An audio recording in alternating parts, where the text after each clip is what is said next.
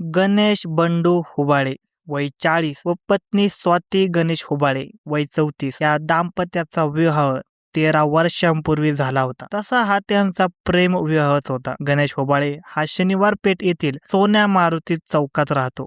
तर त्याची पत्नी ही पूर्वाश्रमीची स्वाती दगडू भाट ती कोल्हापुरातील राजोपाध्यनगर बीडी कामगार वसाहत येथे राहत होती.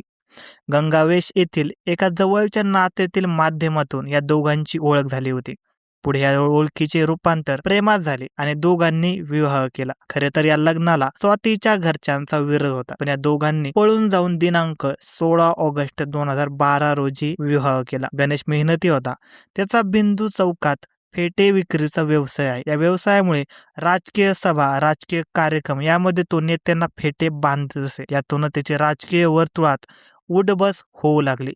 व्यवसाय चांगला चालू होता. स्वाती अगदी निगुतीने संसार फुलवत होती. स्वातीने पळून जाऊन आणि आपल्या मर्जीविरुद्ध लग्न केल्याने तिच्या माहेरचे दरवाजे बंद झाले होते. कालांतराने या दाम्पत्याला 2 मुले झाली.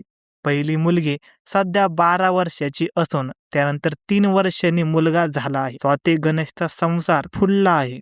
गेल्या 5-6 वर्षांपासून स्वातीच्या लक्षात आले की गणेशच्या स्वभावात व वागण्यात बराच बदल जाणवत आहे. तो बदल तिला खटकत असल्याने तिने त्याच्यावर नजर ठेवण्यास सुरुवात केली. थोड्या दिवसात तिला जे समजले त्यामुळे तिला धक्काच बसला. तिच्या लक्षात आले की गणेशचे काही महिलांशी अनैतिक संबंध आहेत. याच अनैतिक संबंधातून इतर महिलांना खुश करण्यासाठी गणेश घरी वेळ देत नव्हता. मुलगा व मुलगी मोठे होत होते. या वयात त्यांना आई वडिलांच्या मायेची ओढ पाहिजे होती. मुलगी 8वीत तर मुलगा 5वीत आहे. मुलांच्या भविष्यासाठी स्वाती पतीच्या चुकांकडे दुर्लक्ष करत होती. पण गणेशची हद्दच झाली.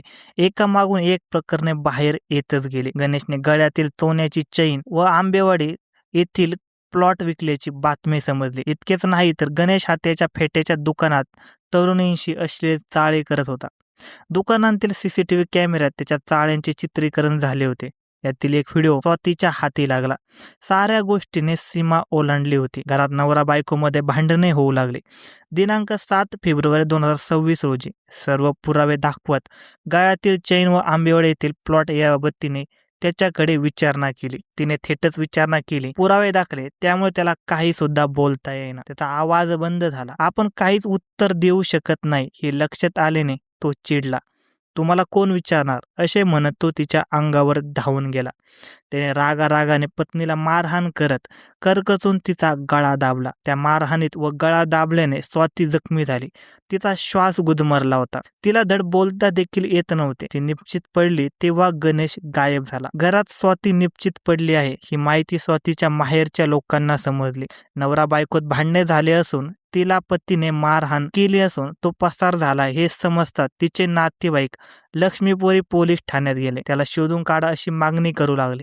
तेव्हा लक्ष्मीपुरी पोलिसांनी त्यांना 24 तासानंतर या तोपर्यंत शोध घ्या असे सांगितले. काही कालावधीनंतर स्वातीला DY पाटील हॉस्पिटल कदमवाडी येथे ऍडमिट केल्याची माहिती समजल्याने सर्व नातेवाईक तिथे गेले असता तेथे तिच्यावर उपचार सुरू होते. गणेशने निर्दयपणे गळा आवळल्याने तिच्या घशाला गंभीर दुखापत झाली होती. तिचे स्वरयंत्र खराब झाल्याने आवाज फुटत नव्हता.